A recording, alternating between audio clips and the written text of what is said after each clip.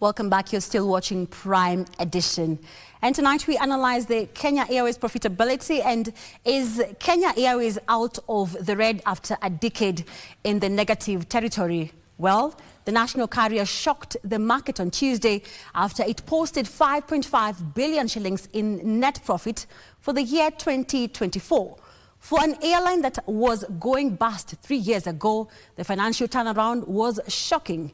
But is it time for KQ to pop up the champagne bottle? Well, we talked to aviation expert Leonard Khafafa about the carrier's financial miracle, route expansion and Project Kifaru. For over a decade, Kenya Airways struggled financially, posting consecutive losses. In 2010, the airline launched the ambitious Project Mawingu, a strategy aimed at positioning KQ as Africa's leading carrier. The former managing director Titus Naikuni touted the project as the runway to success for the carrier. However, Project Mawingu bled the carrier to near death due to costly fuel hedging, high operational costs, and an expensive aircraft leasing deal. Aviation expert Leonard Khafafa, however, blames the debacle on the lack of proper risk projection and planning. That project was predicated on the Dreamliner because the Dreamliner is an efficient plane. Then they had aging 767s and they had a number of aging 737s. They needed a fleet renewal, so they settled on the Boeing for that fleet renewal. Unfortunately, the delivery of the Boeing was delayed by 3 years. Then, to compound that, West Africa had an Ebola epidemic attack. And that epidemic closed off the entire West Africa for quite a length of time. Rising fuel costs and maintenance expenses further strained KQ's finances, while competition from low Middle Eastern carriers like Emirates, Qatar Airways and Ethiopian Airlines intensified, offering lower fares and superior connectivity. By 2015, the airline faced severe liquidity challenges due to its high debt burden and mounting losses. So a whole lot of issues, one after the other, compounded KQ's woes and led to loss of profits for a significant length of time. The last one, of course, was the pandemic. To stay afloat, Kenya Airways underwent a series of financial restructurings, including a debt-to-equity swap that saw the Kenyan government and local banks take a significant haircut. The loan that KQ took to acquire the Dreamliner fleet was guaranteed by the Kenya government.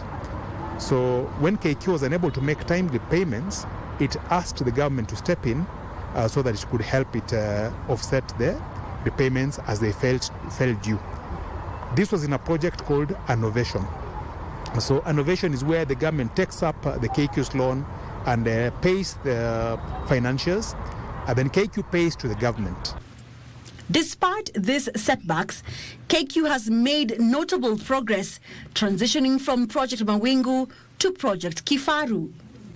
The airline has focused on route rationalization, debt restructuring, improved on-time performance, cost reduction, and boosting both revenue and profitability. Reduction of costs, naturally, a growing of the top line. In terms of frequencies in certain lucrative markets, I'll give an example. KQ now does New York, and I think it does daily flights to New York. Initially, it was doing like 2 or 3 in a week. KQ does London, it does Johannesburg, it does Cape Town. In some of these lucrative routes, it does double dailies. These efforts appear to be paying, resulting in a 5.5 billion shillings net profit in 2024. A sharp turnaround from 22.7 billion shillings loss recorded in 2023. That gain in the shilling has actually helped KQ to make remarkable gains.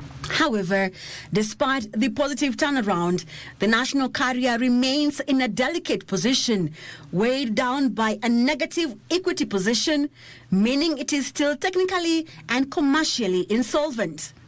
more liabilities than the assets can possibly cover for KQ. I think we're talking about 118 billion shillings in terms of negative equity.